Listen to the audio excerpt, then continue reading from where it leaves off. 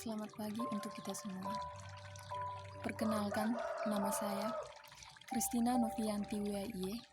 Saya mahasiswa dari Universitas Sekolah Tinggi Pembangunan Masyarakat Santa Ursula Ende.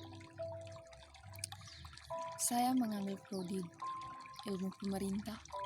Di sini saya akan mengulas hasil UAS dari mata kuliah Teori Pembangunan.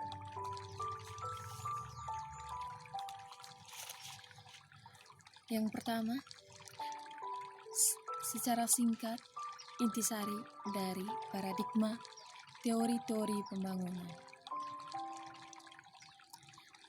A. Modernisasi. Dalam kajian pembangunan, teori modernisasi merupakan teori yang paling dominan menentukan wajah pembangunan. Ada dua teori besar yang mempengaruhi modernisasi, yaitu teori evolusi dan teori fungsional. Menurut teori evolusi, perubahan sosial bersifat linear, terus maju dan perlahan yang membawa masyarakat berubah dari tahap primitif menuju tahap yang lebih maju. Menurut dari teori fungsional merupakan proses sistematik transformasi dan terus-menerus dan juga melibatkan seluruh aspek kehidupan bernegara termasuk industri, urbanisasi, diferensiasi, dan sentralisasi. Teori modernisasi lahir sekitar tahun 1950-an di Amerika Serikat sebagai wujud respon kaum intelektual. Lahirnya teori modernisasi ini ditandai beberapa momentum penting. Yang pertama, terjadinya revolusi intelektual di setiap negara untuk melakukan respon terhadap Perang Dunia. Banyak pihak meyakini teori ini sebagai pintu masuk perubahan. Yang kedua, terjadinya perang dingin antara negara komunis di bawah pimpinan negara sosialis atau Uni Soviet yang berideologi sosialis dan Amerika Serikat yang berideologi kapitalis. Yang kedua, teori ketergantungan. Teori ketergantungan ini salah satu teori yang melihat permasalahan perubahan dari sudut negara, dunia ketiga, dan keadaan di mana kehidupan ekonomi negara-negara tersebut dipengaruhi oleh perkembangan dan ekspansi dari kehidupan ekonomi negara-negara lain, di mana negara-negara tertentu ini hanya berperan sebagai penerima saja.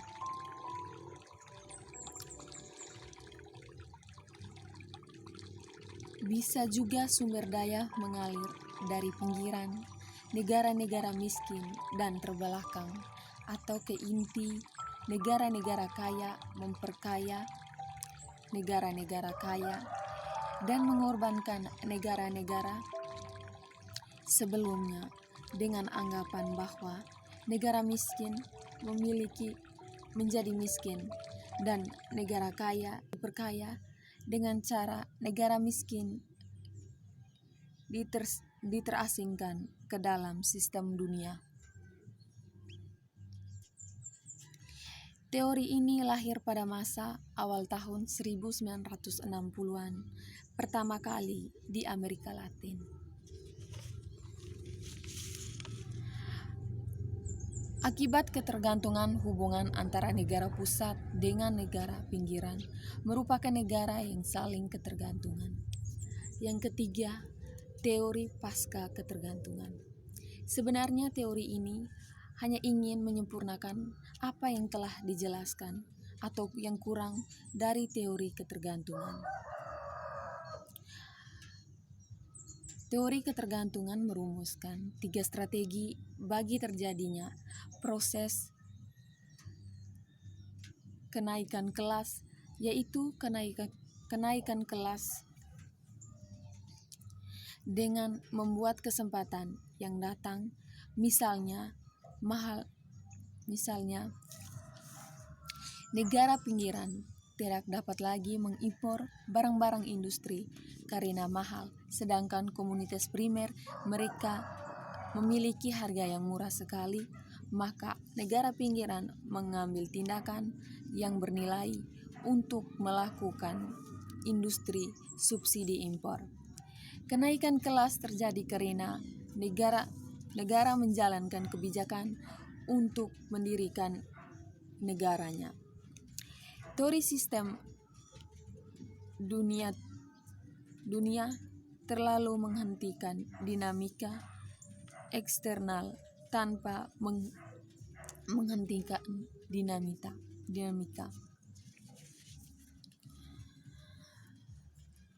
Yang keempat, teori pembangunan berkelanjutan. Teori pembangunan adalah proses pembangunan yang memiliki prinsip memenuhi kebutuhan. Memenuhi kebutuhan sekarang tanpa mengorbankan pemenuhan kebutuhan generasi masa depan. Salah satu faktor yang harus dihadapi untuk mencapai pembangunan berkelanjutan adalah memperbaiki kehancuran lingkungan tanpa mengorbankan kebutuhan pembangunan ekonomi dan keadilan sosial. Pembangunan berkelanjutan terdiri atas 3 tiang utama. Yang pertama, ekonomi, sosial, dan lingkungan. Dalam proses pembangunan berkelanjutan terhadap proses perubahan yang terencana, yang di dalamnya terdapat ekspansi sumber daya atau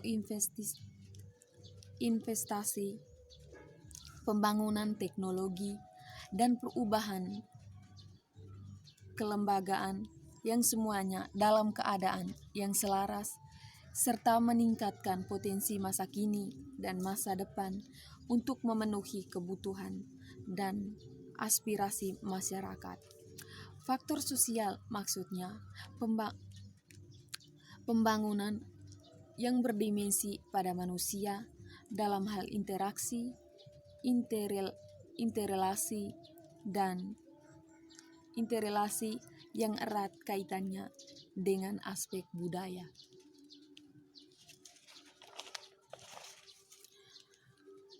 Yang kelima, teori pembangunan manusia.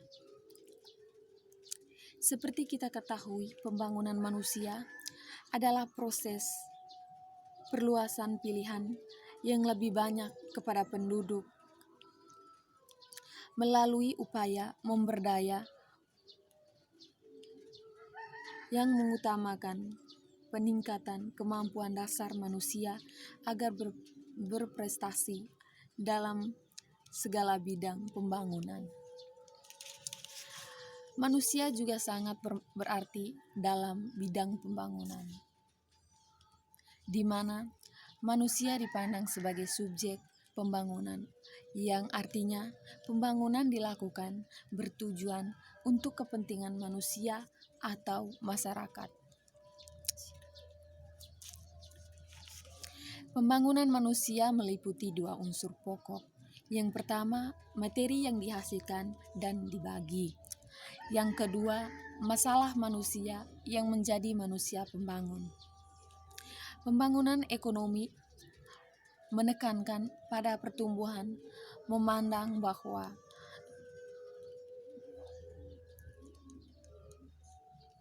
keberhasilan suatu wilayah hanya ditandai oleh tingginya pertumbuhan ekonomi tanpa melihat aspek-aspek lainnya seperti kepentingan pendapat, kemiskinan yang tinggi, dan sebagainya.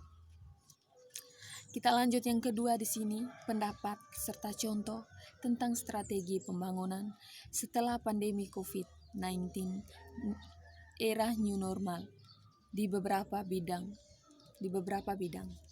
Yang pertama itu kita lihat pembangunan di bidang ekonomi. Pendapat saya tentang pembangunan ekonomi, yang pertama itu pendapat saya tentang pembangunan ekonomi. Krisis akibat pandemi COVID-19 telah menunjukkan bahwa diskoneksi antara ekonomi, antara manusia dan lingkungan dalam strategi pembangunan. Pemerintahan harus segera menyampaikan paradigma dan kebijakan pemulihan secara cepat dan tepat. Melalui langkah perubahan ekonomi serta bertahap menuju tatanan kenormalan kepada sektor ekonomi.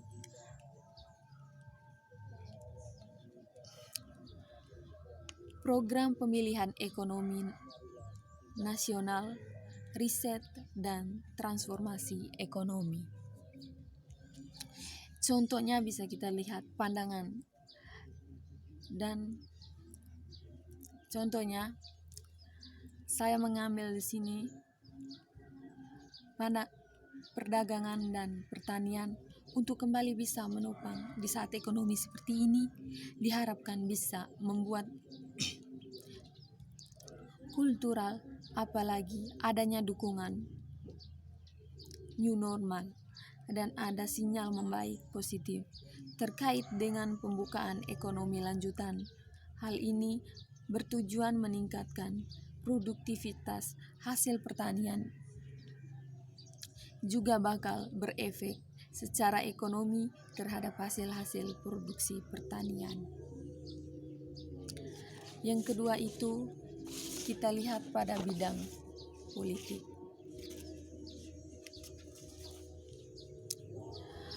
Memahami realitas ekonomi politik tersebut berarti kita sebagai warga negara cukup pasrah saja dalam menghadapi krisis kesehatan ini. Memahami bahwa negara bukanlah ilustrasi yang netral dan berisi konflik kepentingan membuat kita perlu mengupayakan tindakan-tindakan yang membantu. Contohnya, kita harus menekankan para elit politik untuk bertanggung jawab karena kepentingan mereka pun akan terdampak kalau pandemi ini semakin parah.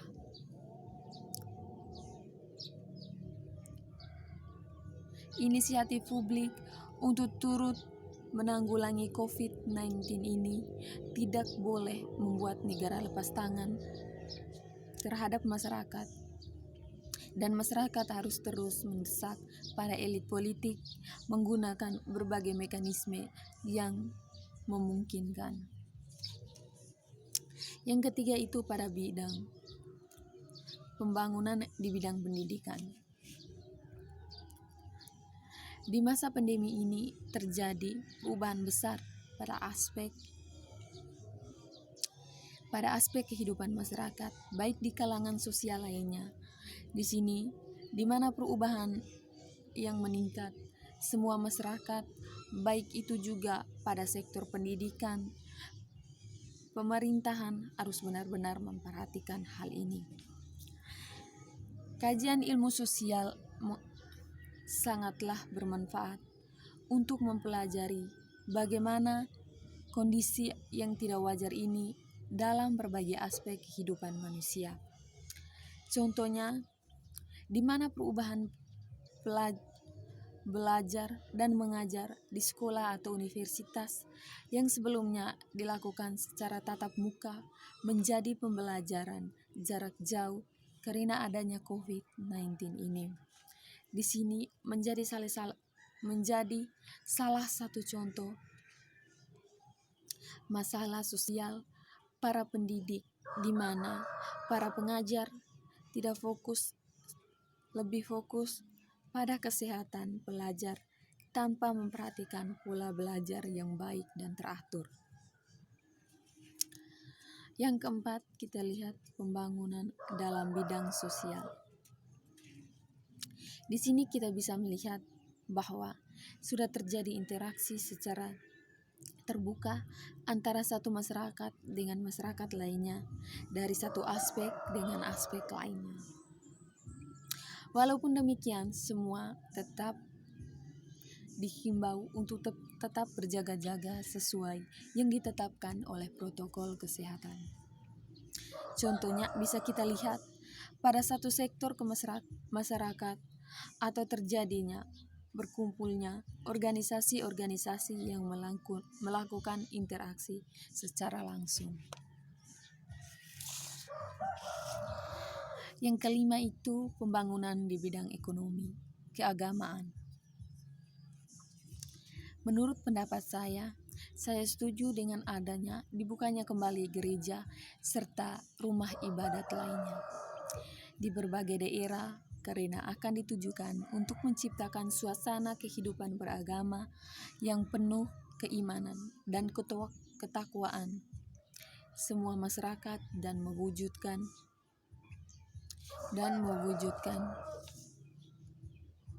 kerukunan dari umat beragama yang dinamis, baik antara umat beragama dan turut memajukan kesejahteraan seluruh umat. Contohnya,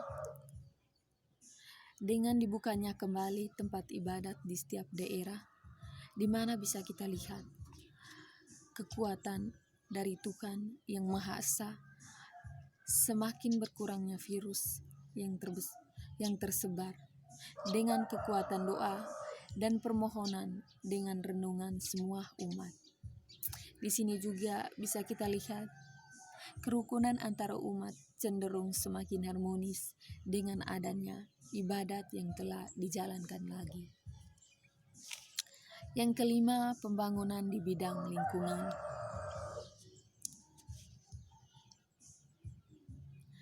Kalau dalam bidang lingkungan, menurut saya, tentu saja saya tidak terlalu terpengaruh.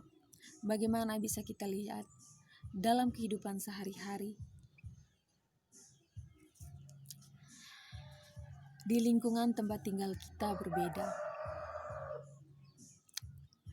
Dampak terhadap virus tersebut tidak terlalu dirasakan karena apa yang diperhatikan oleh pemerintah atau yang diperintahkan oleh pemerintah dari protokol kesehatan selalu dituruti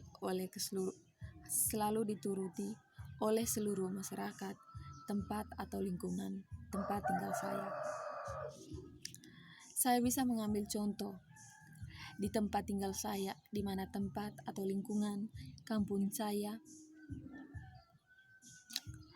Di sini tempat tinggal saya jauh dari perkotaan tanpa ada keramaian. Yang ditakutkan adalah jika ada keluarga atau salah satu anggota keluarga yang ada di dalam lingkungan tempat tinggal saya keluar atau mau berpergian keluar kota, masih dipikirkan bahwa dia akan membawa virus ketika ia kembali nanti. Tetapi hal ini sangat diperhatikan oleh kepala desa,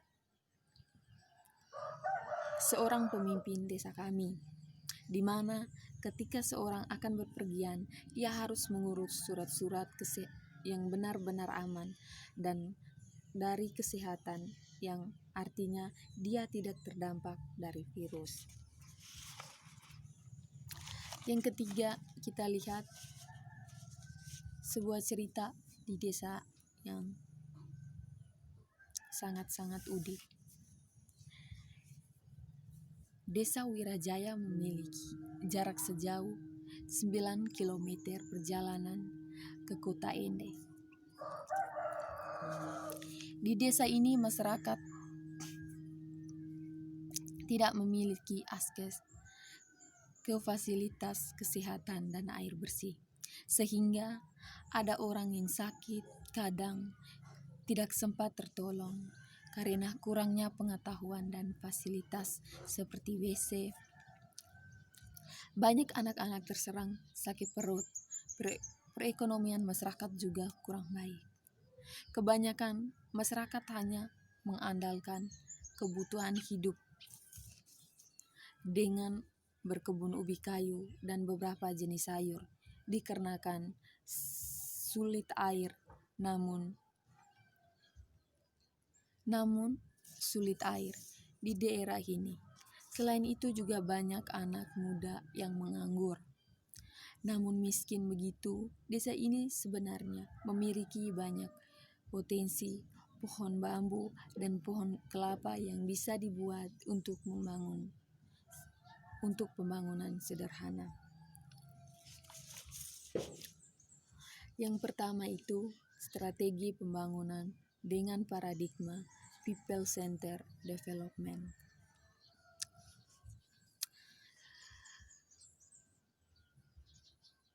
Di mana diawali dengan ideologi manusia yang menjadi pusat perhatian pembangunan. Lebih dominan salah satunya kepada rumah tangga. Terus bagaimana cara pengelolaan rumah tangga yang harus didukung dengan kesinambungan atau keselarasan. Selain itu, pembangunan harus menempatkan rakyat sebagai pusat perhatian dan proses pembangunan harus mengutamakan semua pihak. Dalam konteks ini akan dibahas masalah perlu mendapat perhatian utama karena bisa menjadikan penyebab ikatan-ikatan sosial dan melemahnya nilai-nilai serta hubungan antara manusia. Yang B, mau kita bahas negara dan masyarakat mengambil peran guna untuk membatasi permasalahan di atas. Yang pertama itu peran masyarakat yang harus diperhatikan untuk membatasi masalah tersebut. Mungkin kepekaan kepada keadaan yang ada dari setiap masyarakat atau tindakan tidak hanya membiarkan begitu saja. Harus banyak antisipasi dari semua masyarakat untuk memajukan kotanya sendiri. Menggunakan akal budi atau pikiran dengan cara membuat bangunan WC seadanya dengan bahan-bahan pohon dan bambu yang seadanya di kota tersebut. Yang kedua itu peran pemerintah. Di sini bisa kita lihat peran pemerintah. Pemerintah harus berfokus pada kota-kota kecil seperti ini. Harus adanya perhatian penuh kepada kota-kota seperti ini, di mana pemerintah harus membantu membangun bangunan WC, bantuan dan membuat bak minum penampung air yang mengalirkan air yang sepenuhnya demi memenuhi kebutuhan hidup masyarakat setempat. Lebih banyak membuka lapangan pekerjaan kepada pemuda atau masyarakat yang masih menganggur. Sekian dari saya, terima kasih.